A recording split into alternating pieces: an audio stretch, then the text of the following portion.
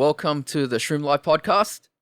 You'll notice that the camera position looks a bit different. So the main one died, but that's not going to deter me from producing a quality podcast today. And we have a special guest, Reade, Mogridge, otherwise known as RWM Fishing. Jeez, that was a bit of a mouthful. And he's going to be talking about Southern Black Bream, Western Australia. So, just a little bit to introduce the fella. He's been fishing for quite a while, and he's an avid Perth angler. He's a finance and law academic as well, so most definitely very well spoken, and he's taken a liking to the southwest of WA, and he's since moved there and started chasing that dream. He has a fascination with the southern black bream species, and currently he's looking to build his profile and share his knowledge with us today. Without further ado, he's going to be discussing his extensive knowledge on finding, capturing, and landing this fish. So, how you going, mate? How you going, Reade? I'm very well, Shroom. How are you doing? Well, today in Sydney, I think it's about 30-odd degrees, so I've got the aircon running. Might show up in the podcast, but hopefully I can edit that buzz out of that. But how's things going in terms of the fishing situation? Have you been out recently? Yeah, pretty good. Got out recently I'd say about a week ago, up the Blackwood to go have a look for some spawning black bream, see how they're going. And they are spawning, that's for sure. Yeah, that's a good question. I'll ask you a little bit later about their spawning patterns. Now, we're just going to slowly just make our way into the podcast and explain to the listeners who you are, how you started fishing, that sort of thing. So, were you someone that picked up fishing from an early young age, or were you one of those people who sort of came into fishing and then just you bit the bug, you hit the addiction, and then that's where it started? So when I was a young fella, the old man obviously liked to fish, and he'd take me fishing, and he used to take me out to Rottnest, which is a small island just off the coast of Western Australia, about 40 minutes away, and we'd go catch herring, and he taught me how to catch them on little straw tubes, which was my first little taste of lure fishing and sort of gave me the bug. And herring is a Tommy Rough for your Eastern viewers. And yeah, from there I just started evolving myself, started getting into bream, and a lot of the bream guys know once you start catching bream, it's sort of hard to stop catching them and buying the lures for them. That sort of thing you can bite the bug. Like for me, I pretty much started from a young age using, I guess, prawns along the river, and it sort of escalated there.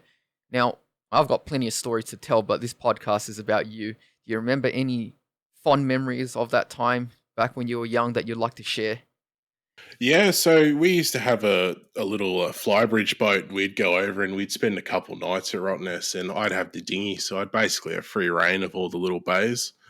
So I'd go and cruise around, and I had a little bathoscope, and I'd try spot a fish in the school, and I'd try catch him. And this one time I spotted this big King George. I would have reckoned he was around 60, 70 centimeters long. And I'd been chasing him around the bay all day with the bathoscope. At the very end of the day, on a little piece of unweighted peeled prawn, I managed to grab him while looking down the bathoscope. That's probably my best memory from all that. What about a southern black bream? Do you have any memories about those? Oh, southern black bream. Oh, when I was a young'un, there's a spot in the Swan River in Perth called Blackwall Reach, which is a big sort of cliff face, and it drops down into nearly 20 meters of water. It's pretty crazy for our river. And when I was a young'un, fishing WA with a couple of the old guys that used to really show us how to fish, they fished with whole mussels.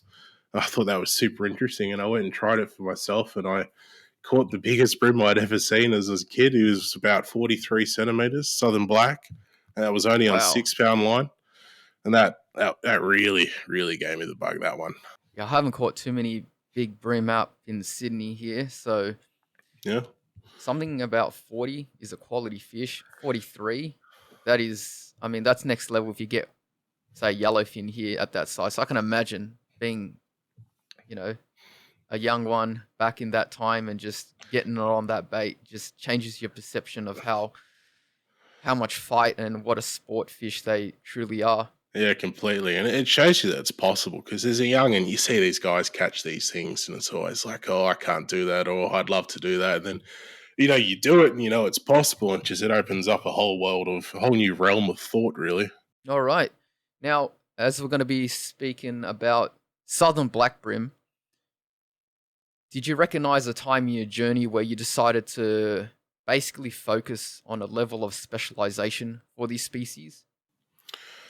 I think I almost sort of ended up focusing on a specialization in them out of necessity, really. Because in the sort of Perth area where I grew up, there isn't really too much you can sort of target to a great extent. And obviously, I was influenced by, jumping on the forums. We have this old forum called Fishwrecked, which was a wealth of knowledge. And you guys might know the old Bream forums up on the web. And basically, through that, really sort of pushed me into specializing. And of course, I had a few mates at the time at school and that, and they were all into Bream. And really, it just seemed all the rage because I guess around then, sort of lure fishing for Bream was really taking off. Yeah, so sort of taken off at that time. What sorts of lures were people using back then? Oh, back then, I reckon the River to Sea baby vibe had just sort of hit the shelves, and you could still get the old purple ones. People were throwing the old prawn stars around. Squidgies were all the rage. The old RNG Scorpion was great, but I think the number one that everyone was throwing around then was the old Echo Gear SX40 in a gold and black. Oh, yes. Yeah. Yeah, those lures. Yeah, definitely back then. Those lures that you mentioned, that pretty much they all dominated the market at some stage. There wasn't too Yeah. much variety from what I remember, but there was a heap of squidgies. There was a heap of new age sort of lures coming in, like those vibes that you mentioned, the River to Sea, and then Mm, the Eco Gear. Eco Gear still, uh, their lures are still. I mean, all those lures there are still top notch. They'll stand yeah. up to most lures these days. Yeah, so And you had Squidgy innovating and all that back then, throwing glitter on their lures and doing all sorts of fancy things. yep, I remember just watching a lot of the DVDs. Just Yeah, Starlo yeah, and Bushy Starlo and and Butchie throwing the old yeah, squidgies. yeah. Shout out to Starlo. He's a good mate. Bad lad. he's still he's still grinding hard, so it's good to see. Now, let's move on a little bit. So, we talked about trips already, but trips in the past, memories and stuff, but what about your latest trip? Have you been doing anything recently? And it doesn't have to be about Black Brim at all, just something that you're also interested in. Recently I went out and had a go at getting the yellowfin whiting off the surface. Something I've always really wanted to have a go at, but never quite had a solid crack at. And I, made my way down and found some real shallow flats in the Blackwood and the lower Blackwood. There's about, I would say, ankle deep water, maybe this. And then just a little sugar pen, the 70 ml sugar pen, not the 58, with the little BKK assist on it. Just twitching that across the surface with a sort of a walk the dog style, and Yep. they were just going crazy for it. It was a lot of fun. Did that about a Yeah. week ago. Now, at the risk of derailing the very next podcast where I said the same thing when the previous guest mentioned about surface popping for whiting, I'm just going to ask you a little bit about that because this definitely is entering the season of surface fishing in Sydney. And I'm actually going to be using a lot of those lures that you mentioned, the Bass Day Sugar Pen 70. You can't beat that, really. Yeah, That's got to be no, one of the top lures.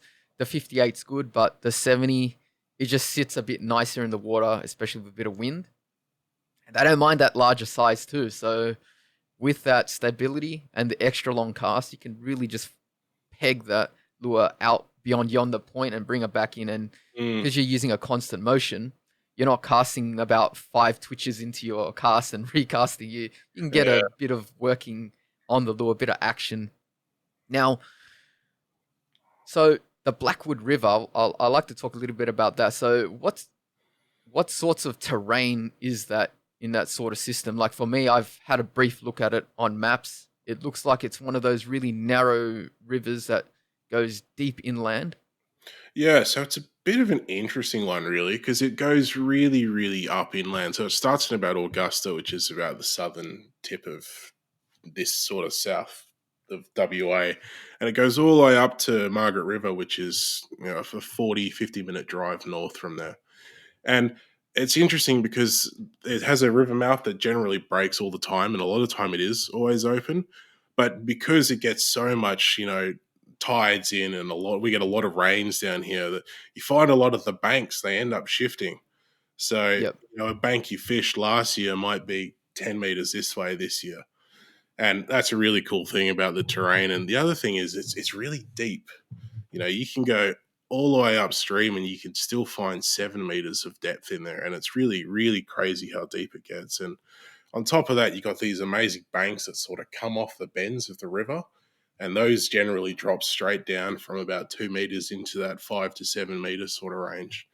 And then on top of that, above all else, you get your salty lower end, but once you get up, you start to get into all that sort of snags fishing, and you got Yep. your tea trees and all that, and it's really quite diverse. Yeah, it sounds like an interesting system. We don't have anything like that here in Sydney with the really steep bank drop offs that are narrow that persist all the way inland. Right. We do have some sections of some of the rivers that are deep. I mean, Sydney Harbour is very deep, but it's very Yeah. wide as well. And plus, it's very salty all the way throughout. Is Right. the Blackwood salty The all the way Blackwood is, throughout? yeah, it's quite salty, but if you get really right up into the upper reaches and you start to go east a bit inland, you do end up in the fresh, and they actually stock that with trout, which is interesting. Oh, right. Yep. Yeah, but for the most part, it's really quite salty, and the salinity really stays for, I'd say 50 to 60 kilometers up the river. But you will find salt wedges will form when the rain comes, especially upstream. Would you be chasing whiting off surface in the lower reaches predominantly, or have you tried that upper river fishing as well? Pretty much exclusively the lower, because I find they like to sit in that really shallow water, and you just don't have those shallow banks when you get to the upper, because it's pretty much the sides are just, they're all trees and they're all snags, and then it's just straight drops. That might explain why you prefer vibe fishing. Yeah. Let's move on to the next question. It's a bit of a fun one. So we just talked about a couple of things. I mean, I'm glad I didn't get too much into the whiting fishing. Maybe we'll talk about that on another podcast. But is there any place that you'd like to go outside of WA, or maybe even within WA? If you had a week to spend chasing some fish or tick off some off a bucket list. God, I'd have to say probably the Cocos Islands. There's a few WA boys that get out there quite often. There's a WA boy that runs a charter out there, and it's just, on top of the fishing just being insane, just the diversity. I mean, they're catching bonefish in the shallows, and then dogtooth tuna in the deep, and then stopping in for some coral trout. And that's just incredible fishing to me. So it sounds like a bit of fly fishing. Well, I'm a real big sort of light tackle guy. So you'd find me up in the Cocos, everyone would be off catching GTs, and I'd have my little 1 to 3 kilo stick and my 1000 twin power trying to catch little trevally on the flats. I think that's just a lot of fun. And bonefish as well is a big one for me. I can understand the draw with that sort of fishing. It doesn't take much to put a smile on my face, and getting that real screaming. Yeah. That's definitely magic moment, I'd say. Bonefish, yeah, probably definitely on every serious angler's bucket list as well. So maybe one day Yeah, I'll one get up day. to the Cocos as well. um, anything else on that list that you'd like to tick off? Maybe outside of Australia. Oh, the black bass up in PNG. That looks like a really cool thing to do, because they sort of just look like big jacks on steroids, and Yep, the way they hit the lures. Something similar to that is the guys that get the peacock bass in those Southern American systems. That yep. looks like insane fishing and just insane locations as well. Those are probably my top ones. Yeah, good list there. Look, let's just move on a little bit here and talk and kind of gravitate back towards southern black brim. Is there a particular fish of that species that you recall that sticks out in your memory? Yeah, so oh, not even a year ago, I cracked my PB, which was a 47 centimeter model, which is absolutely stonking for a southern black. And at the time, I didn't have an electric on my boat yet, so I was doing the old drift runs, trying to get some good casts in with my little two-stroke on the back.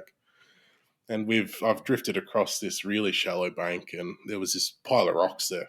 I thought I'd ping a cast at the pile of rocks, and I was throwing one of Outback Brimmer's muss, and I hooked into something, pretty big, and he started taking a few runs. And in the system I was fishing, and there's a lot of large flathead, so I figured, Yep. it's taking runs, it's a flathead, and there was a lot of glare on the water. It was clear, but I couldn't see because of the glare. And obviously, I had no electric or anything. So as I'm fighting him, my boat's slowly drifting towards the shore and closer to the rocks. And I'm starting to freak out. And then I finally get a glimpse and I see it's a brim. And then I start to really freak out. And then this pile of rocks that I pulled him off, I can see him trying to get into it. But he's so big, he can't quite fit. He's just putting his head in. And then I'm pulling him back out and he's putting his head in. And then I fought him and I fought him. And then tried to do the solo net job, and I got the hook stuck in the net and I couldn't flip him around. And I eventually got him on the boat and I measured him up, and my PB before that was, as I was telling you before, 43 centimeters. And, it was like this wide, and it was just possibly the most amazing fish I've ever really caught. I can totally understand that memory. Your previous PB and your current PB pretty much aligned with mine. So the biggest I've caught was a 47 and a half, and the second He's got previous PB was 43. And when the 47 came up, it was like, no, you're joking.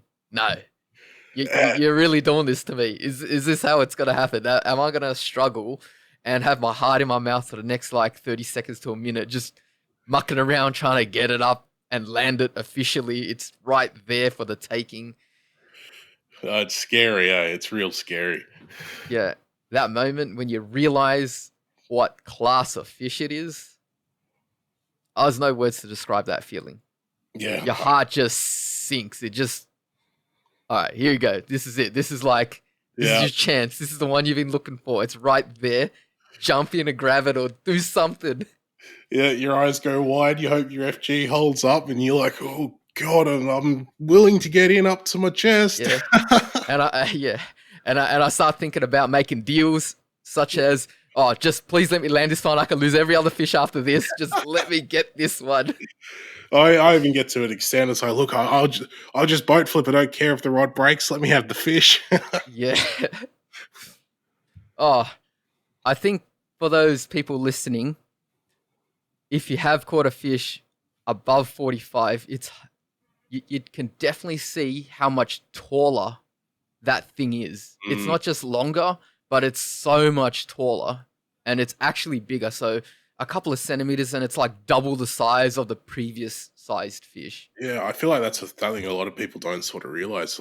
Because you move from 43, even from 43 to 45. It's a massive upgrade in fish, just weight and everything. And the girth on some of these things is just crazy. It's as well. Just absolute monsters. That's fantastic. Now, there's so many ways that we can take this podcast, but you mentioned a little bit about one of the lures, the muss. So let's talk a little bit about that, since that's definitely relevant, and we're going to be discussing that lure later anyway. Probably a good time to mention it. So Outback Brimmer, Callum Dowell, has made this absolutely incredible little lure, which is basically just a small mussel with 2 trebles on it. And it fishes like a vibe. And I don't think I've ever caught more big brim on anything else in my life. At all. And this is one of my favorite little colors. This is a 1 of 1 shag poo color, which I love to throw. It's very near and dear to my heart. Nice.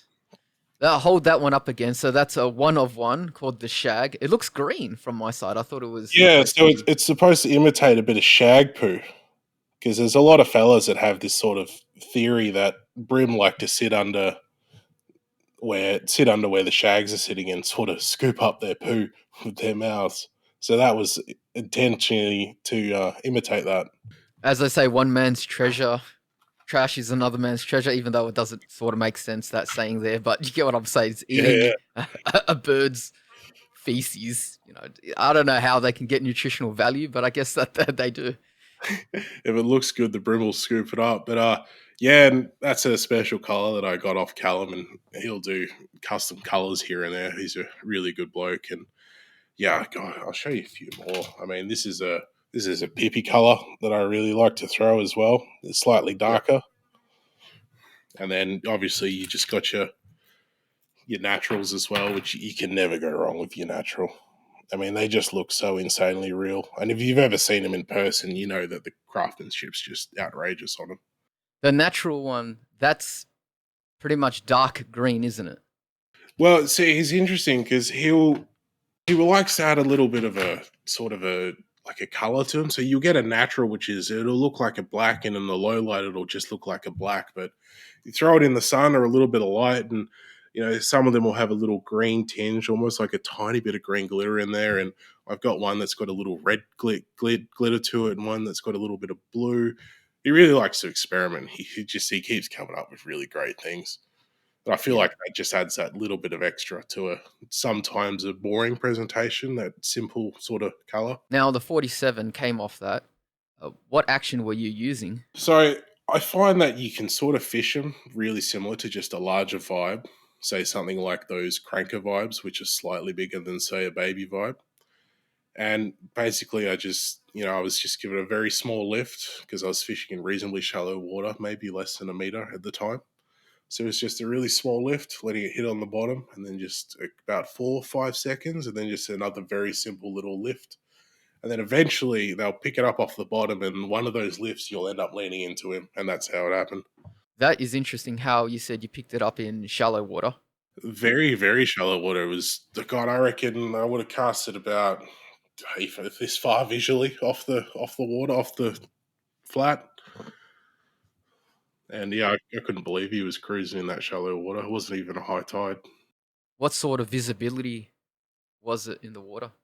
Oh, it was pretty crystal clear. I was fishing down to 6 pound, which is a bit heavier than a lot of guys like to go. But the system I was in, you don't really have much of a choice if you want to land anything. And I go pretty industrial when it comes to leaders using the muscle. I'm Yeah, using 14 pound and 14. mulloway sticks. Yeah, I'm getting Oh, results man. on that. 14. Oh god, me and my mates, we joke about throwing 8 pound because we don't want to lose them. Yeah. Yeah, so you go all right with the 14? I mean, I would probably go a lot better with six or, Yeah, under. But, for the person that just wants to get out there and throw around some lures, have a good day, nothing yeah, ruins your day than losing a couple of, pretty pricey lures. So that's why I use the 14 pound. I accept that the results may not be there. yeah. It's That's not going to fair be enough. as having that catchability as someone that would use a lighter leader, but it still works. So Yeah, well, I will say that my muscle build is probably similar to my fuel build these days. fair enough. All right, now we sort of took a different direction there, but let's get back to just the general structure of the podcast. Now, we've gone through like a bunch of things. Is there anything else that we should mention about the systems that you encounter in WA? So one of them being the Blackwood, and you said that it's sort of shallow out near the front, and it's very deep all the way through, and it gets a lot narrower, and it also pretty much remains quite saline all the way through to the back, but you will get that fresh at the back where you're going to have trout, and everyone knows you're not really going to see them in the salt per Yeah, se. I think a lot of the WA systems are somewhat similar. I think it's once you start getting in, because we have a lot of coastal inlets which change significantly year to year based on the conditions.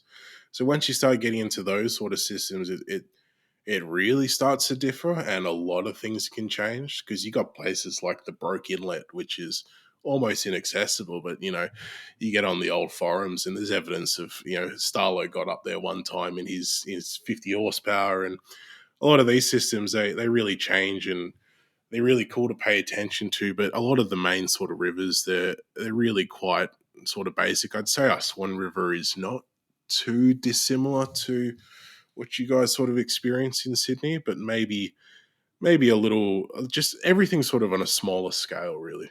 Fair enough. And a lot of these systems, they're open or they're not. They're pretty much all open, but when I'm talking about the inlets, they're not always open, and that's what really sort of changes the fishing. Because if the Broke Inlet, for example, if that hasn't opened for a year and there's a lot of rain, the salinity sort of goes down and the nutrients can't escape, and it starts to get a bit funky. And the fish might not want to feed, and they want some a little more oxygenated, highly saltier water. So that'll Yep. completely change when it gets broken, and it's different every single year because some of them get manually broken by authorities, and some of them just don't break because they just don't break that year. Now let's just maybe pick a system and just say like, actually, we'll just pick like Blackwood and just say, if it's open, how like where would you find the fish? I mean, you'll find it everywhere, but where are you gonna likely find a good class of fish? I think it depends on your time of year. Around this time of year, where it's starting to get a little bit warmer, but it's still a bit cold, I personally reckon you'll be finding them in the upper reaches where it's a bit deeper. Plus, at the moment, they're also spawning. So you will find them going a bit further up and sitting in deeper water working on spawns. But in sort of the summer months, I'd be inclined to say the lower because you got a lot of flats around there, and once that water gets nice and warm and they move out into the flats to feed, that becomes the whole thing. Like currently in Sydney, it's hard to find the fish on the edges. When the weather warms up, you'll definitely see them roaming, especially in the low reaches. I mean, they're everywhere, but this is yellowfin bream, by the way. It's not the same as southern black, but just getting out, getting out there having a fish every other day or every other week. That's what I'm noticing now. Yellowfin, they sort of spawn downriver towards the more saltier sections. So you're telling me that the black bream go upstream? Yeah, well, from what I've read in just academic documents, etc., I might be completely incorrect in what I'm saying, but this is what I've been led to believe, that they generally will move upstream and sit in the salt wedges that are upstream and spawn in that water. They won't necessarily go upstream and spawn in the fresher water, which is why you will find them in those deeper sections. Is that? I mean, I guess that definitely means that vibes are Yeah. one of the great lures, particularly being in basically the areas of the waterway where you have movement, but the movement may be a little bit less, and there are pockets of fish where you sort of want to maximize your chance fishing slowly through them. Mm. It's also really it's about getting that depth and staying in that zone as well, especially around this time because some of these fish can be. I find they when they're spawning they feed at really certain times and they're either really on or they're not. So getting coaxing a bite out of those fish when they're not on, slowing it down, getting it deeper, and just really looking for a reaction bite. And the vibe's perfect for that. Do you use any other sorts of lures to get down into that sort of depth when they're not switched onto the muscle? I'll stick to the vibe and the muscle. I will weight up some other lures with little atomic trick bits, sticky weights to maybe get it to sink a bit more. Something I'd use from that is maybe like a small stick bait and let it just sink real slow. But really, it's just you end up just fishing slower, and you can pretty much use anything to get down there. You just have to slow it down and make sure you're on the bottom. But also, obviously, I'll use a heavier jig head and throw a creature bait or a slim swim down there as well and do a Yeah, real slow roll. yeah. Well, we'll talk more about various lures and other ways to use it. It's just very interesting that you mentioned the muscle, and I have an interest in that. It's good to just discuss it while the direction of the Yeah, podcast sort of got to that. I also find the muscle it sometimes will catch less fish, but it will catch bigger fish, which is something I've noticed in a lot of systems as well, not just some systems. And it's very versatile. Also, something on the mask, it does come in a heavier weight, and I will prefer to fish a heavier weight in that sort of depth. Also, I you find some of the fish they will become a little conditioned to a faster sink sort of lure. So throwing the heavier one generally is good for that as well. Yeah, but possibly, I mean, besides from the obvious benefit of getting down deep, a fast sinking muscle just looks like there's a bit more meat in there. I'd say, I don't know, just maybe a possibility. Well, I also have a bit of a theory which might be a bit far fetched. Is obviously different buoyancy with different salinity levels and etc. Not everything is going to be sinking exactly the same. So you can sort of match what's sinking, and in the Blackwood, a lot of these snags they're covered in barnacles and all sorts of garbage that they love to chew on. So it's sort of, if you can sort of imitate that on the sink, you'll generally get them. And I almost find if you can really nail a cast and make it look like it's actually fallen off the structure itself, that you'll almost always get it on the drop. I guess that's practically how I catch them in Sydney. I'm always fishing vertically, a vertical structure. Yeah, right. Basically, being land based, I like to just drop it down against maybe a leg of a pylon off a ferry wharf, that sort of Mm, scenario. And I guess that's one way to not lose them so easily because I'm that not 14 pound. cast retrieving per se. So cast retrieving is probably the number one way to lose any sort of lure. It doesn't matter if it's a plastic or you can lose it with a wayward cast. You can lose it just by dragging it almost perpendicular to the sea floor, and it's probably going to pick up something along the way. And you're not going to be able to flick it off the snag being out in front of you. Whereas if you're vertically, you could sort of angle your way left, right, Mm. center, sideways, and try to get it up. Take your time and wipe the sweat off your brow while it's still stuck on, and you might get it back. A quick note on that you might find interesting. I find in a lot of the other fellas that I talk to that fish the mussel, the black brim, especially the southern black brim, they love to eat it off snags. So when you get snagged and you're doing your typical jiggle, trying to come on, come loose. You doing this and this, and then you suddenly find yourself onto a great fish because they'll see that little jiggle and it'll just drive them into that bite. And a muscle's a muscle; it sticks to things. So if you see, Yep, they're obviously not going to eat a minnow, off a log, but they will eat a mussel off a log. So that's a bit of an interesting thing about the mussel. that's a good point. I'm gonna keep an eye on that. I have gotten snagged a few times, and sometimes lures get picked up while you're snagged, but quite rarely. But if that's one of the maybe more likely ways that you could get a fish, hey, I'd take that. The fish can Yeah.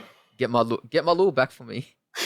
Just recently, I went out with my old man, and he was snagged, and I was up the front with the electric, so he passed me the rod, and I went in to get it, and I'm jiggling it around, and then all of a sudden there was a fish on. I give him the rod back, and it was a 42 centimeter southern black. Fantastic. That Yeah, is awesome. it was magical, really. Yeah, definitely. I've always considered it a big brim sort of lure, Mm, although I have seen little ones hit it. But the fact that a lot of people are getting their PBs, it's sort of indicating that obviously it's a new design. The fish aren't wised up to it. So fish of all sizes, especially the wary ones, they haven't developed that sort of defense system or ability to mm, recognize it and avoid it. But yeah, definitely I'm starting to think that, and I know a lot of people are thinking this way too, that as the fish grows bigger, their diets are obviously changing all the time. Their jaws are getting stronger. They're probably moving from, I mean, they're still not going to refuse a soft bait, but yeah. being at that size, they have different dietary requirements compared to a small fish. And that might mean that they have to supplement their diet by finding harder to digest material as well. And you're talking about crabs now and, Mm. crustaceans really and shells. You got to break those shells to get to the juicy and nutritious bits inside. Do you think there's merit to that? I think there is actually, because when you put it that way, and you also think about, you got to assume there's calcium in the shells of these things as well, and obviously, mussels and crabs are one of their favorite things. And if they get larger and they're being enabled to eat better and bigger bits, they probably will. Yeah, I Yeah, think that's a great point. absolutely. That's something I hadn't actually thought of. Oh, that's good. Yeah. That's what we're here for. Just a good high level discussion. Well, it doesn't have to be high level, but these things do interest me and they interest a Yeah. lot of people. Now, let's talk about something relating to gear. So, we all have our favorites and, sorts of lines and reels and rods that we like to use. Now, like I've just mentioned, I was using 14 pound, for example. Not everyone's cup of tea. So, what sorts of gear are you running? But in terms of leader, I generally like to run a 6 pound because I feel it gives me a little more protection. A lot of the guys, they love 4 pound and they swear by it. But I mean, I get it, and you can do a lot on 4 pound, but I mean, if it touches anything, you're sort of done. I feel like the 6 pound, it's still quite thin and it's a little easier, to handle and use and just get a bit more strength out of it. So I like to run a 6 pound. And at the moment, I'm running the FC Sniper, which is a Sunline. Yes. Yep. Something I've recently moved to. I actually find it's got a decent bit of abrasion resistance, quite surprisingly. It's almost kind of stiff as a line, Yep. opposed to something like a classic FC Rock or a Nitlon leader. Is that And what you moved from? yeah, that's pretty much what I moved from the Nitlon. But at the moment, with as well as the FC Super, I've been giving the Yamatoyo a go, which is you can get off fission.com. I've been trying that in a 5 pound, so trying to find a bit of a happy medium between sort of 4 and 6.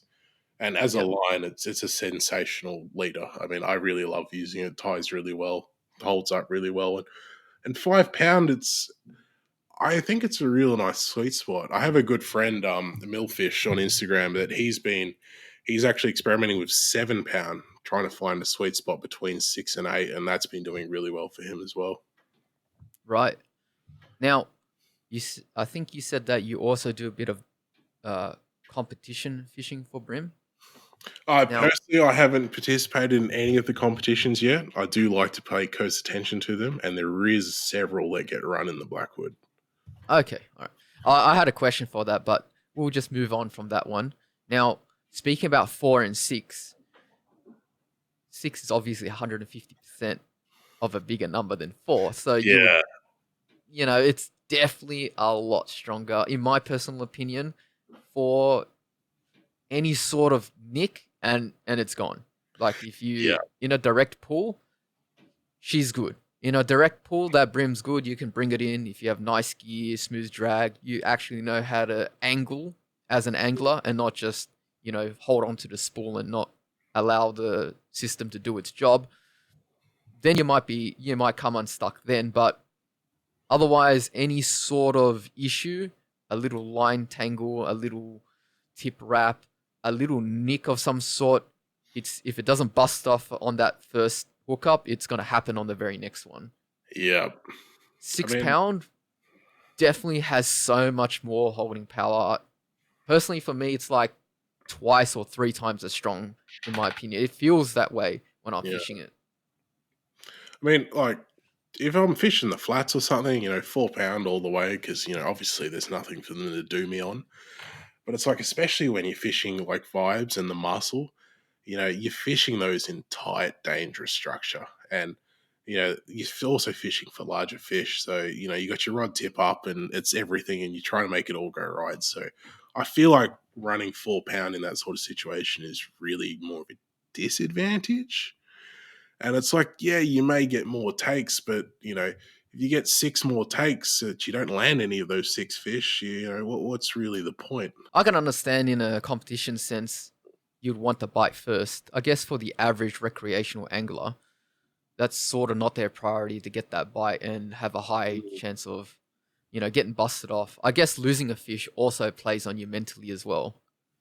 Yeah, because you eventually you start to lose confidence in things as well. If you've lost too many fish on 4 pounds, you just generally lose confidence. And I personally think confidence has a lot to do with how you do end up fishing and what you do catch and how certain lures work for you. How long of a leader do you use?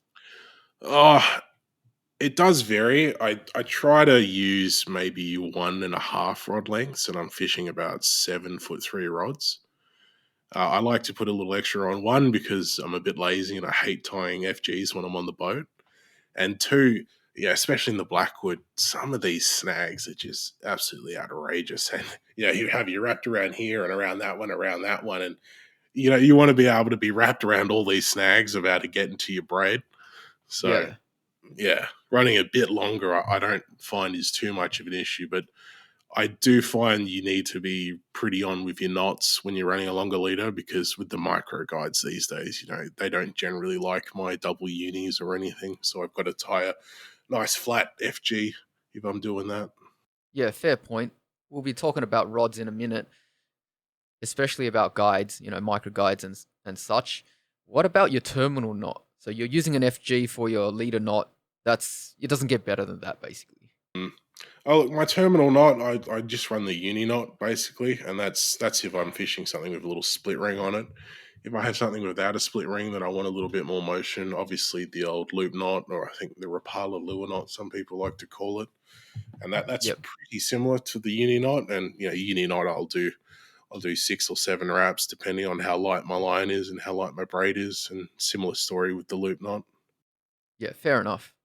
Now, what about rods?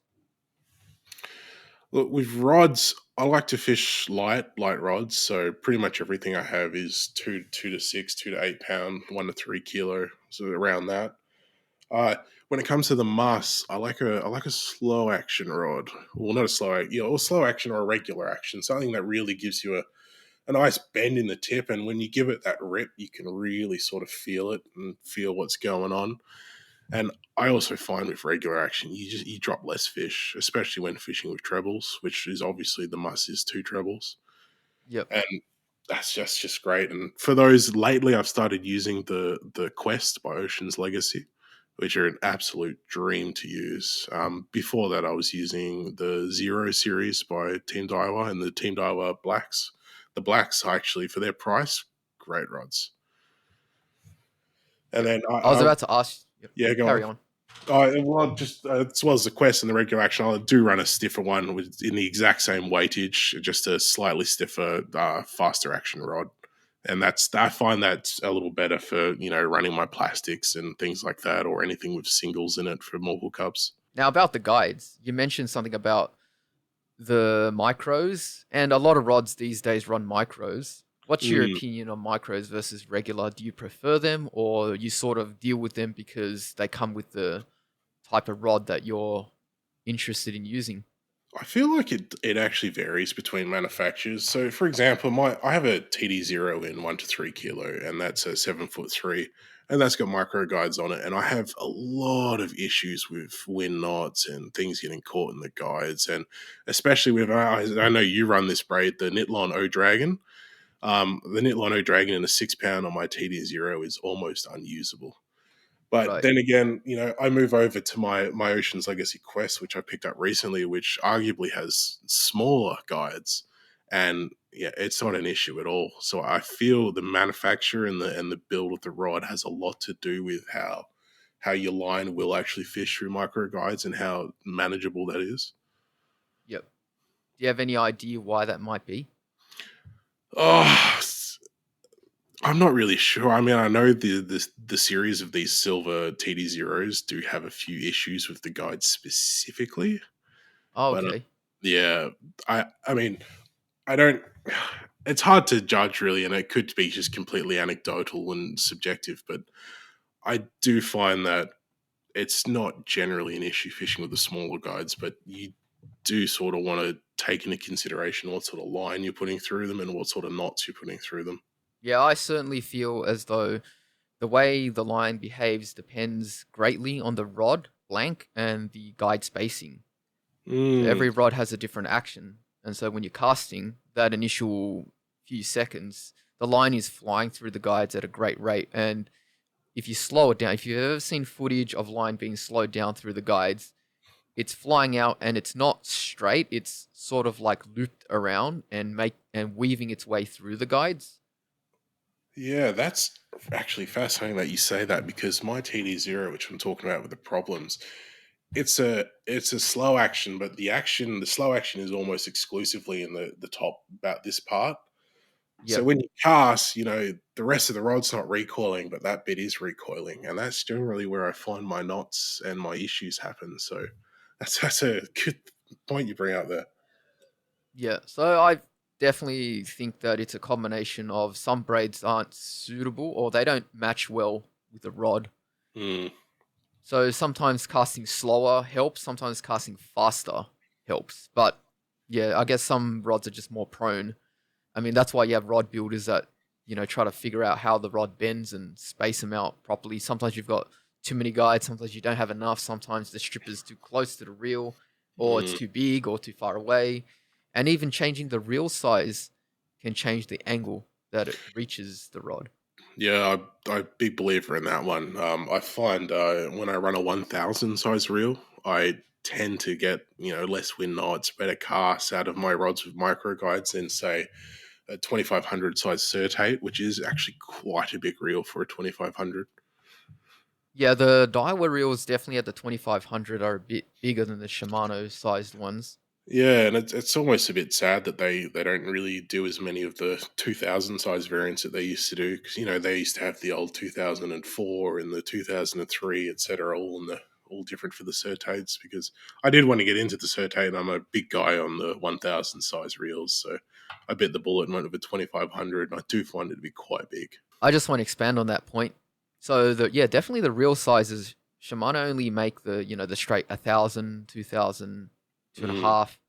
Daiwa had 2003F, 2004, 2000 and 2510 yeah, RPE, 2510 yeah, PEH, 2508, 2506. You've got all the combinations of spool sizes and handle lengths and handle knobs, and you could pretty much just choose, look, I'm going to be using this super thin braid, so let me go get a 2506 and just yeah. like put not much backing on it, and then I can fish it with a small handle, or get a 2003F if I'm fishing fluorocarbon. And So you like that? yeah, I do. And they even had like, I have a Soul 3, a Daiwa Soul 3 in a 3000. And that's a 3000C model, which was their compact models, where they'd have the body size of a smaller reel. And it's like Yep. you hold my 3000 Soul next to my 2500 2019 Certate, and they're pretty much the same size. Yep. So I Yeah. feel So like for those, yep. Carry on. you just used to get a bit more. Uh, the reels used to be a little smaller for what you got, so you could get the same size and weight of a 2500, but you get a 3000 power out of it. You know what I mean? Yeah. Yeah, that's right. So for those that are interested in sizing, just a quick comment whilst we move on. The C is for compact body, and so that's why the spool is bigger, but the body itself is small. So it fishes like a small reel. And the ones that I mentioned before that had the R, that's like having the bigger body and the spool size of the smaller reel. So there's like a lot of variations, and you can practically mix and match. They've gone away from that system, but yeah, definitely those people that Mm, know about it know. If you understand your gear, and you're like me, I spend a lot of money on gear, rods, reels. Everyone knows that. Then you sort of understand how it all fits in. Very interesting though. yeah. Now you've actually answered the question about reels as well, so that's good. But any other reels that you haven't mentioned? So you mentioned the Soul 3, Yeah. I mean, look, the my Certate. absolute all-time favorite reel was my and that's probably only because I don't own a Stella yet. Is my 2020 Twin Power FD, and I got that in a 1000 size. I find it just to be a little smoother and a little nicer and a little more refined than my Certate and a lot of my other Daiwa gear. And Oh, interesting. it's got a beautiful sounding drag on it. That's one of my favorite things. It's got a really nice sort of metal click to it, and it's just super super smooth. And that's my number one. And recently I've upgraded Yep. the length of the handle on it, give it a little more torque, and I want to say it's a little smoother now, even as well, and a little less awkward to use on a rod with a long butt on it.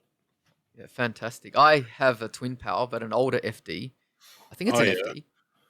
It's definitely an inshore one, not the SW ones. mm. And oh, it's caught me so many kings. I have Yeah, a 4000, yeah. So when you're saying that it was nice finesse, I'm thinking, wow, I'm using this and pushing it to its yeah, limits, like catching kings and just hearing that drag. That drag is nice and metallic. yeah. It's crazy. I love the drag on it. It really impresses me, especially after I find the LT series from Daiwa had a slightly disappointing drag sound. But yeah, I love that reel so much, and the 1000 size too. I'm just a sucker for them. I think they're just super cool because they're so small. Yeah. I mean, just to add a further comment, I do like the new Certates. They are fantastic though. But Yeah. you're making me want to look into a new Twin Power now, because I do have the older one and it's served. I mean, it served me so well. I haven't even considered upgrading it. I mean, I, I don't like saying this because I do like a lot of Dialwise products, but if I had my time over, I'd probably do a second twin power over the getting the Certate. Yeah. And the twin, Which Certate do you have, by the way? the Which one? 2019, that the silver one with the monocoque on it. Oh, okay, gotcha. Yeah, yeah. I've heard the one before that, that the black and gold one The is a black and gold. nice one. A lot of people swear by that one. But Yeah, I fished all those, but I've had more time with the silver one. yeah, Definitely, yeah. It feels like a very sturdy reel, and it's very nice. But yeah, that for feels like brim a fishing, rock. yeah, It's a bit much for brim fishing, though. I mean, it pumps out 10 kilos of drag, and it's yeah, it's a yeah. For brim fishing, I went one step further, and I just got the Exist. yeah. How do you find the Exist, by the way? It's really good, really smooth. It's not objectively, it's not quite as smooth as a brand new Exist right now. And the only Right. reason I know that is because I asked my friend who just purchased one 2 weeks ago to basically let me feel and fish it the day that he got it so that I can mentally make a note of how much my reel Ah, feels versus his one. So I know yeah, that's completely objective. So I got mine basically on the day that it hit the shops in Sydney. right. The same afternoon that they arrived, I ended up getting a model, and I've basically obviously fished it. I mean, most people aren't getting that much mileage out of their reel as opposed to someone like me. So the fact that it's not quite as smooth, but I've done so many hours, Yeah. Did and you? who knows what sort of bycatch I've hooked and lost. You know, in Sydney, you hook onto salmon and the odd kingfish. I've landed a big Jew on that too. So I landed think a I've seen that. massive Jew under the bridge, and you can't fault that after fish like that. But yeah, objectively, not quite as smooth. Maybe half a point, or maybe 1 point off the smoothness. Not quite as tight now. That's the most noticeable difference, Interesting. but How do you still super solid. how do you find it compared to your last Exist?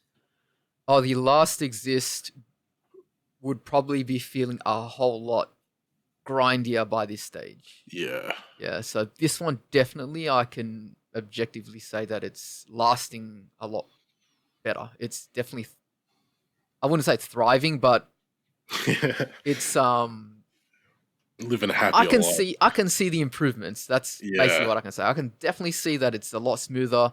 Maybe it's the metal body that's helping, the Mm, magnesium body that's helping the gearing stay a little bit more consistent, less flex in the body. That's a bit of my guess. I mean, I can't tell you the materials of the gearing itself, yeah.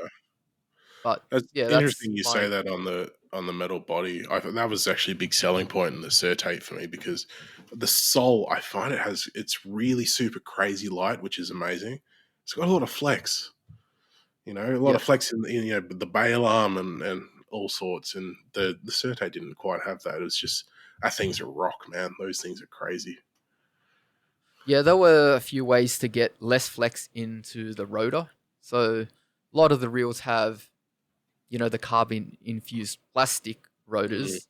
So Xeon or CI4, basically CI4 plus, CI4 that will flex. Now, I think now it's just basically maybe they've improved the material, or it's to do with the way that they've manufactured it and designed the geometry of the rotor. Because like Shimano started experimenting with an asymmetric rotor at some stage, and just mm, the angles to sort of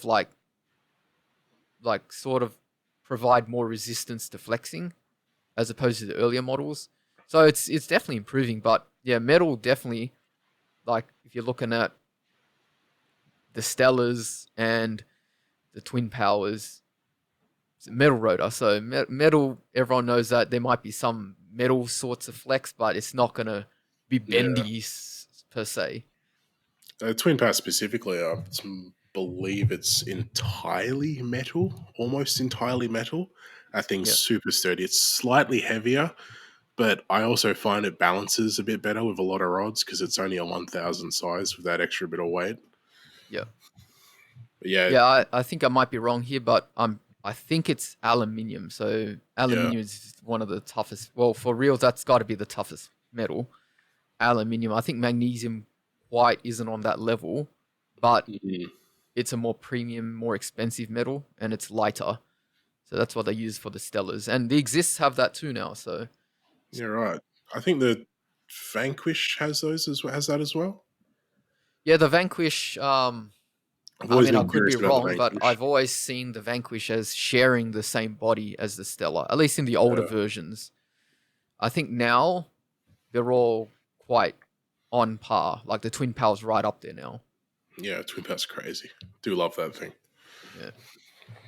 Now let's move on into discussing about lures, other lures, and other ways to get southern black brim in WA. It can be any sorts of like areas and sorts of locations. We have definitely talked a lot about fishing upper river or at least the deeper parts and pockets, where black brim are found and, ways to sort of get them, which is you can fish vibes down deep and slow and sort of pulse them off the bottom and pause them. But at the same time, you mentioned that you caught your PB in the clear waters in about a meter Yeah. and basically working it back to you. So obviously very versatile. Is there anything else, any other lure that you'd like to mention or any types of lures? I mean, just beyond the River to Sea Baby vibe, which is probably my number one lure. That's a nice black one there, and that's in a 35 mil.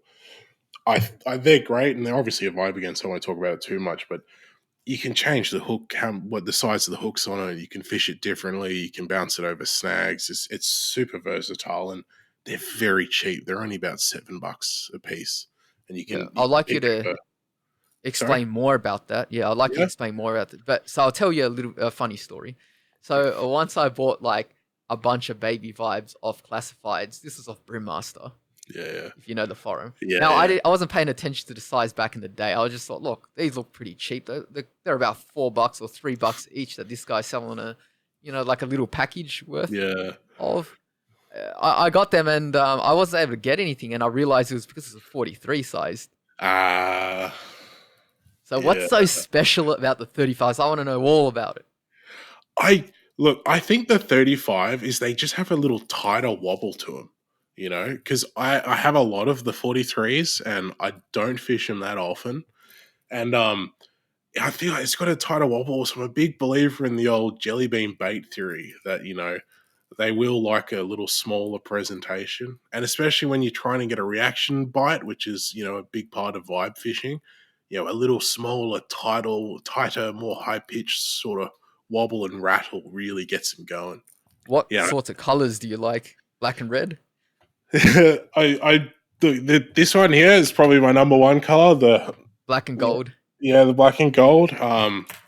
Like if the water's dirty and I really can't sort of get him to bite, I like to switch over to this one, which is your hardy head color, which has got a little Oh, yeah. flash to it. I do find this one doesn't fish as well though. I tend to avoid the gold one completely because I'm not a big fan of gold for brim. Oh, The black and really? Okay, yeah, yeah. black and red ones, they're really cool. They're not You can't get these everywhere, unfortunately. I don't fish them too often. But I'd have to say that this one here, Old Faithful, the old brown or green or however you want to call it, is really Yep. great. And I'd have a gold one here. I'll just show everyone anyway. Yeah, But definitely I'm seeing a pattern here. You like the ones with a black top, or at least it's got to be half black. yeah, well, before the muss came out, obviously, this is what us WA boys went to as a muscle imitation because they Right. sink in a really similar way as well. And you will find a lot of time you will catch fish on the drop with the baby vibe. Yep. How best to get the action to get them working? Uh, like I was saying before, a regular or a slower action rod, just because you can just feel it, and you can just give it a bit more, and you can really be careful with how much you bring it off the bottom.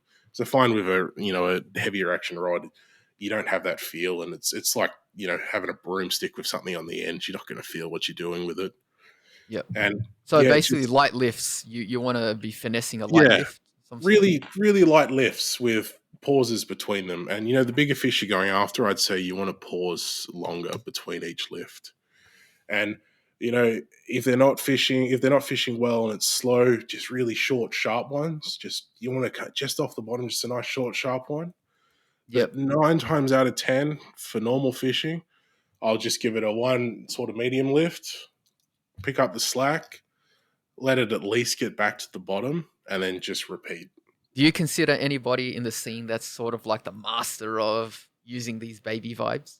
Oh, honestly, these days I don't see too many fellas running the baby vibes. I mean, it's always sort of on their boat or, on their rods or in their tackle box, but it's not really anyone's sort of primary lure these days. Right. Yeah. But in terms of just general vibe fishing and, wizards, I'd probably have to say Callum Dowell. I mean, a lot of us consider the must to be just a really good vibe Yep. above all else. There is one person that I have in mind when I think of baby vibes, and that's Adam Costa from Yeah, fishing.com.au. yeah. I didn't think about that. Yeah, because So, he's sh- always so sh- posting his videos too. Yeah, yeah, yeah. yeah, shout out to Adam Costa here. So if there's anyone that sort of owns that space, it's gotta be here. He's got a really interesting action. He'll cast up against boat hulls. Like he's on the kayak most of the time, right? So Yeah. not land based. But he likes to wind and lift at the same time. You're right. Yeah. So he sort of tries to drag it under and get the fish that are sitting under the boat hulls to sort of react to it, and then Yeah, it'll that's come up tight. fascinating. That's Yeah. crazy because I've never really thought much or don't really do much fishing with them beyond, bouncing them off the bottom in different ways. Yeah. So Yeah. that's what I found interesting. So I'm just basically thinking about why I never had any success on the 43, and yeah, the cop out would be, yeah, it's just the wrong size for Brim. They don't like it, but makes you think twice. People can get results, but Mm, 35 probably 80-90% of the time they want that rather than the bigger yeah. one. It's just a sweet spot. And they cast like a rocket too, the little 35. Yeah. Now, what about another type of lure? Is there anything else that you like using? Yeah, so plastics. I'm lately become a bit of a creature baits guy, and there's a local guy who makes these razor's edge brawler baits, and these are the Bruce by him, and they Yep. got a little floating claw on them, and they come in a nice natural color. Obviously, they just imitate, a yabby or whatever you want to call it, some sort of small crustacean. And I like to fish those on a really, really light jig head, like a 1/20th, even lighter than that. And Yep. in summer, if you ping those right up against the shore, like right up against the shore, the Brim love to smash them. Just absolutely love to smash them, especially on the drop. And in summer, you might want to move away from these sort of darker colors into, there's a guy I know likes to use it's a clear with a gold glitter, which is really Yep. good. But I find that these creature baits, particularly these brawler bait Bruce ones, are absolutely dynamite, and they're from a generally smaller brand, so I don't see too many fellas using them, especially outside of WA. Yeah, no, I haven't used those before. Uh, the Bruce is what they're called. Yeah, Bruce, that I love them. I think they're really good. But it's something that I've just recently really gotten into because a lot of the as well as my mate fishing them and convincing me, a lot of the boys that fish the big comps in the Blackwood, that's what they're winning them on is the Bruce. So Right. figured may as well throw it, Yep. and yeah, works a treat. Absolute lovely little Is there thing. another creature bait that you use before? I mean, these ones sound like they're new, so you would have Yeah, to. the one that I was using before that was these Berkeley bubble spheres, which are a little JDM thing. And I I picked actually up. haven't heard about them before. Oh, What are they really? called? Yeah, They're a bubble sphere. So I picked bubble up a sphere. yeah, I picked up a bunch of these out of the bargain bin. They're only about $5, Yep. and they're all Japanese on the back. So I've assumed they're some sort of JDM version of a power bait. And Yep. I find these to be really, really good, and they're quite ribbed as well, so they hold scent really well. Yep. And that's pretty much what I was using and what I would primarily use when I'm not using the Bruce in terms of a creature bait. Have you used, bulky hogs or what's another one? Demiki air craws. No, There's probably a lot of these. I've never really been massive on the whole creature bait thing, and those bubble spheres they just really caught my eye. The hogs, I know a guy that fishes those to some great success in the Blackwood, specifically the gold ones. But yeah, beyond that, I haven't really sort of dabbled too much in creature baits, but they very quickly have become a favorite. How would you impart action on them? I generally there's two main ways I like to do it. The first one is like I just give it a little sort of a 1-2, because the large claws on these are sort of fluff like Yep. this. So if you give it a little 1-2, it looks like a little yabby sort of moving backwards or something similar like that. And Yep. if I'm not doing it like that, I like to just you keep giving it like a constant jiggle like this, somewhat aggressive, and just jiggle, jiggle, jiggle, and it flays the claws around, and the claws float obviously. So jiggle, jiggle, jiggle, jiggle straight across the bottom, stirs up a little bit of sand, and then you just leave it, just give it a Yep. pause, and then repeat. And those would probably be the two main ones that I do. Are you aware of the OSP Do Live crawls? Yes, I am. They look so good. They look insane. But OSP just love to charge a lot of money for their stuff. Yes, they do. So yeah, definitely premium lures. Definitely the action on those lures are unrivaled. So for those that don't know, just picture one of those claws that were held up, and the claws themselves actually like sort of like move side to side like a tail Yeah, of soft plastic that's supposed to move, even though it doesn't look like it should. It actually does. they're crazy, aren't they? Yeah. OSP makes some great things. I'm a big fan of the bent minnow, obviously. Yep. Yeah, good surface lure there. I mean, probably the very best. Obviously, yeah. Let me rephrase that. That is the very best bent. It's got to be. But they're great. Subsurface or Callum Dowell. I picked up a really great trick from him. He likes to put a little tiny one of those trick bit sticky weights from Atomic just just above the middle hook, the upper hook on it, just below the chin. And by doing that, it'll make it suspend almost perfectly about a foot below the water. And I Yep. find, especially for Bream, and obviously based on the crazy fish he gets on him, that's a really great way to fish a bent minnow and a different way to fish them. That is insane. That's a good idea.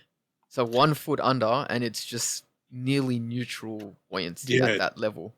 nearly perfectly neutral buoyancy. It's actually crazy, and it's amazing because it's got the same beautiful twisty, bouncy action of the bent minnow, but it just stops underwater and it doesn't float up, and it's amazing because he fishes Yeah. them really, really slowly. Yeah, about that bent minnow, I think a lot of people that aren't aware of that sort of lure, it's like a bent stick bait. And on face value, it looks like, nah, this is just not going to work. It's not symmetrical. It's not really going to look right in the water. But what happens is when you give it a twitch, it just comes straight to life. It is moving as you would expect a bait fish to move, which is move straight and dart and possibly do a little bit of a turn in the water. So once you move it, it all makes sense. But as it's staying stationary in the water, it doesn't make sense because Yeah, it's like bent like a banana, and I think that throws there's off a one lot for of your people. viewers so they can have a Yeah, look at that one that. there. Yeah, there you go. And I Do actually, I you think I've got. always change out the middle with a stinger hook? Stinger hooks these days are so popular. Yeah, I mean, I like it because this when you're fishing them normally, your trebles they'll be because here this one's got trebles on it. See how high your trebles sit up on that? So your Yep, middle treble's sitting really high in the water a lot of the time, and this is the same for your sugar pens and etc. And then with your assists, they're obviously sitting a lot lower in the water, so you're going to get more hookups. So I do tend to prefer that. And also quickly, there's a weighted up one just there with the little weight where I'd like to put it and where I got off Callum. yep, That's just one of just those under the trick head. bits. Yeah, I always get a lot of comments when I fish surface in the videos. Oh, why don't you put on a stinger hook? Why don't you're gonna get a lot more. Yeah, I like to fish. I mean, I sort of realized that if you put a stinger hook, my idea is that you get a lot more hookups because you know singles that are trailing, terminal parts of a lure usually get nipped at. And so the hmm more obvious you make it a point that a fish should sort of tackle that bait at, the more likely you're going to encourage them to hit the right place. And plus trebles can, they can have a weird sort of hookup rate and they can pull out a lot easier than a single or at least a couple of singles. mm, Also, because like you said, it's sitting lower in the water, it's more of a subsurface bite as well in some yeah, cases. And there's a bit of a trade-off there. If you're going for a surface bite and you want that surface smash, then it can detract from that. Sometimes, like personally for me, I find like a lot of brim just sort of just light slurp and then the lure's gone Yeah. underwater.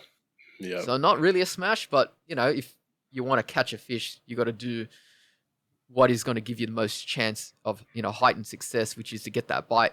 But yeah, definitely for the surface bite, the way I've leaned into using trebles is, sometimes I just want that surface launch, whatever it Yeah. is, that whiting to Yeah. just go crack.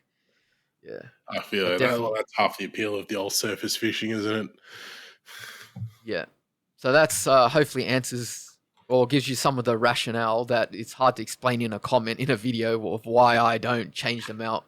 They would definitely improve my hookup rate, but sometimes you just want that smash. It's just like Yeah, you can't sometimes beat it.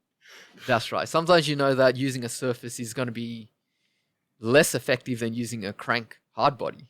But why do you Mm. do it? You want that engagement, you want that fun. That's the point of doing surface fishing. It's also a bit of a challenge, nailing a fish that normally won't eat off the surface is a crazy thing. All right, nice.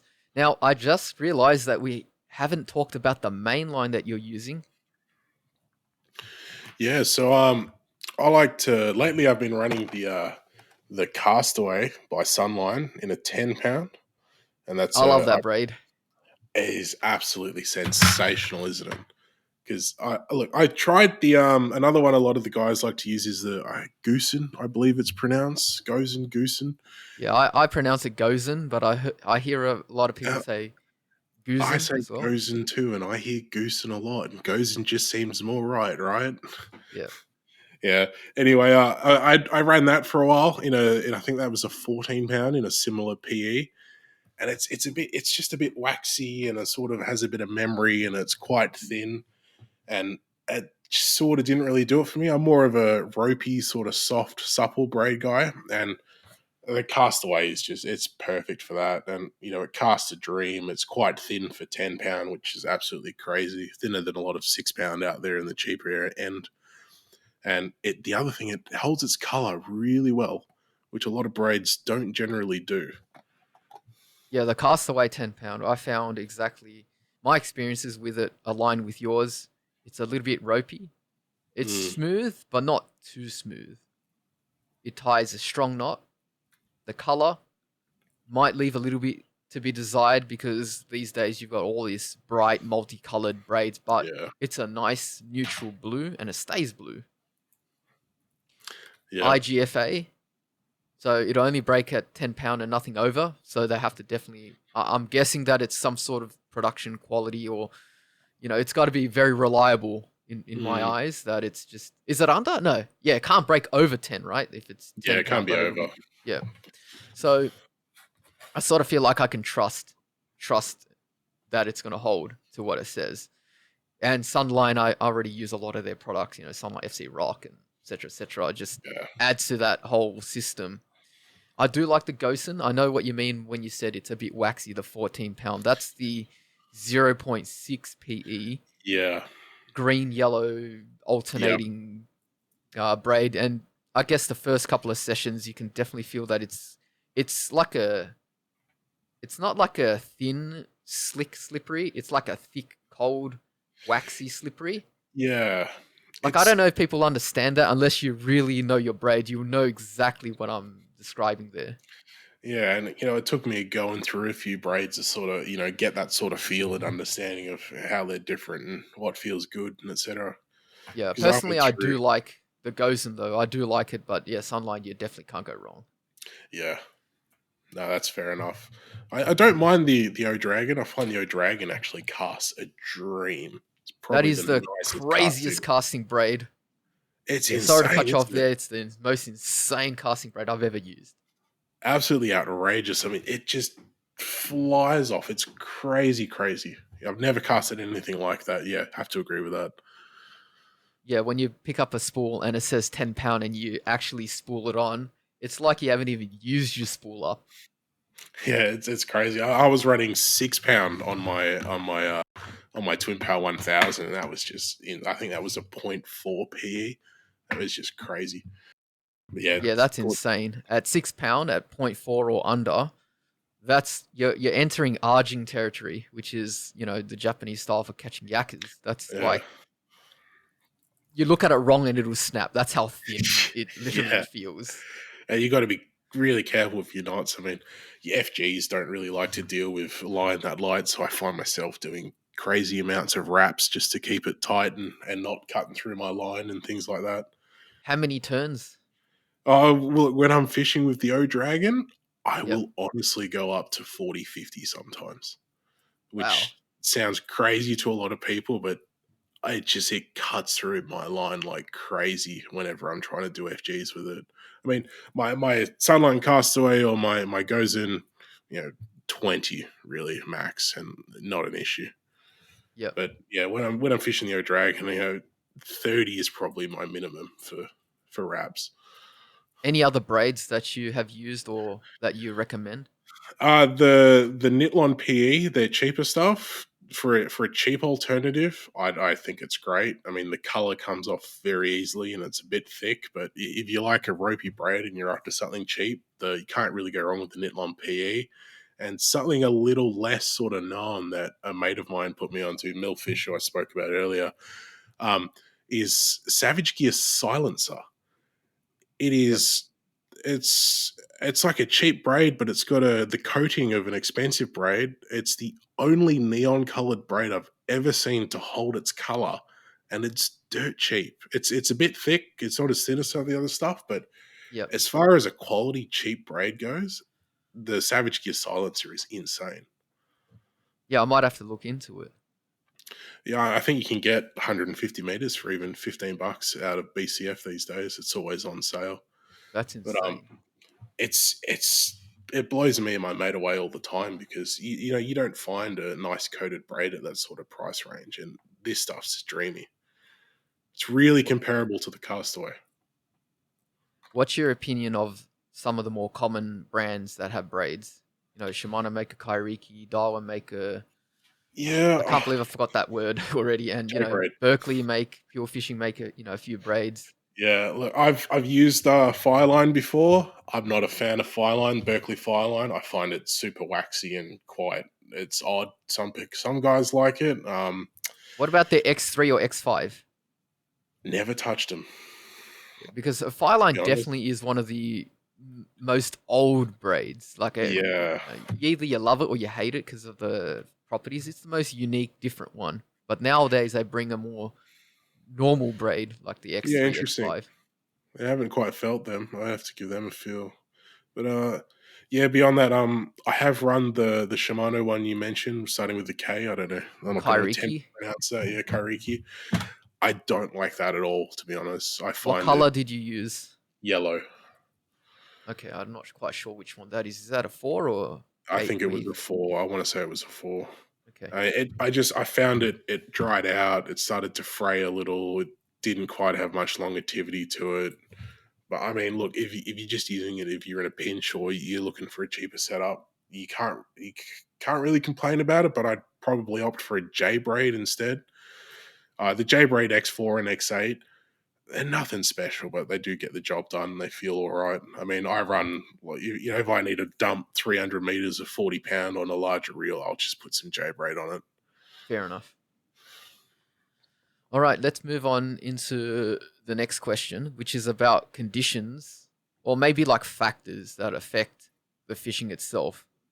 Say, for example, we're talking time of day when you fish, tide, rainfall, barometric pressure, wind, cloud cover, moon phase. Like about those variables, how do you feel how they affect the sorts of fishing? Are there any variables that you prefer over others when you go out fishing?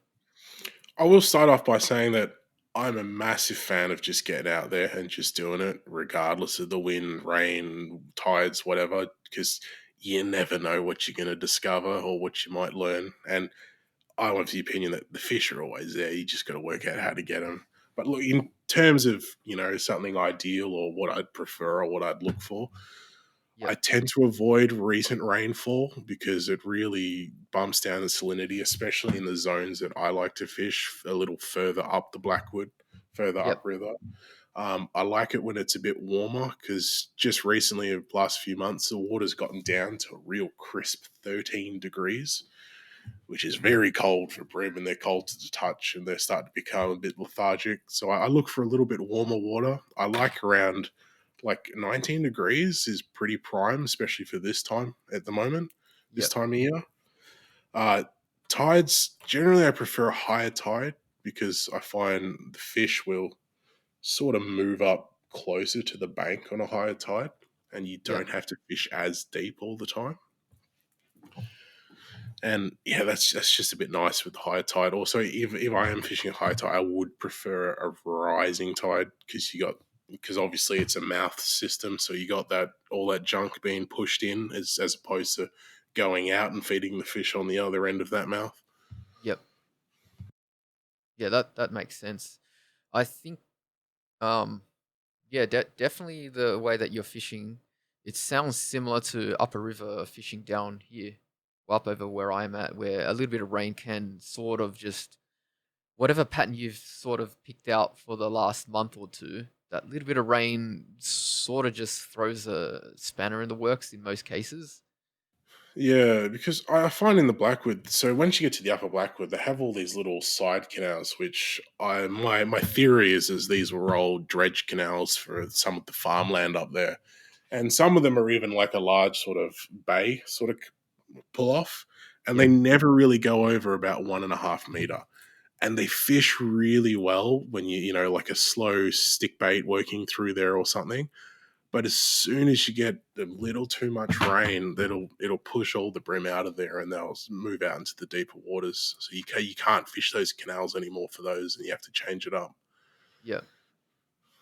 Fair enough. I've got one question here from one of the club members, Alf Tornatore. Now, it's relating to the system that he fishes, so I don't know how useful you can be. The species also is a bit different. We're talking yellowfin versus black brim, but I'll read out his question. Maybe we can answer it in a way that sort of makes sense. He says, I'm struggling finding brim on the Parramatta River right now, and he would like some advice on how to, improve his results. Is there anything that you could say that would help? If not, maybe just some general advice that you might have if you were to fish, say, a new system that you're not comfortable with and you're not finding the results. My number one for brim that I've picked up from a lot of people, and I think a lot of people will reiterate this, is if you think you're going slow enough, just go slower. Just slow it down. A lot of people are fishing it just a little too quick, or a lot too quick even, or maybe they might not even be aware of the gear ratio in their reel, and they're just fishing too fast. I mean, the number one into getting into brim that you can't quite nail, it's just I really would say it's just slowing it right down. All right, now for my fun question of the day, which is, look, you're going to go fishing. You got your trip planned out. I want to hear all the details from the night before, getting all jittery, getting all excited, getting tucked into bed, checking out the boat, making sure the motor's working, all that sort of stuff. Take me through a day, what it's like fishing with you.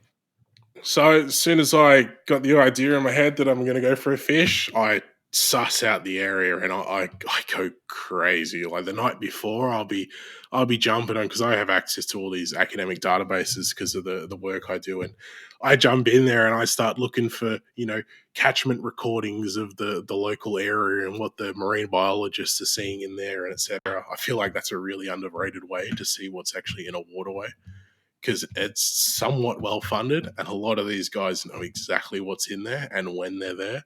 So I'll go through that. I'll see if I can find anything on YouTube relating to it. And while this is going on, I'm tying my FGs because that is one of my most hated things. And I'll end up tying too many and I'll set up like 6 of my rods. You can see all my rods behind me and I'll only use 2 of them on the day. But I get all my Yeah. rods ready. I put them in my car, get the electric in the car, sounder in the car, make sure the boat's all strapped up, ready to go. I'll triple check that about 10 times because I'm known for forgetting the bung, forgetting the winch, forgetting the license plate, all sorts of ridiculous things. So I triple check all that. I don't plug anything in yet because I have also been known to plug batteries in backwards and fry things just Oh, before no. fishing trips. Yeah. Yeah, don't even get me started on that.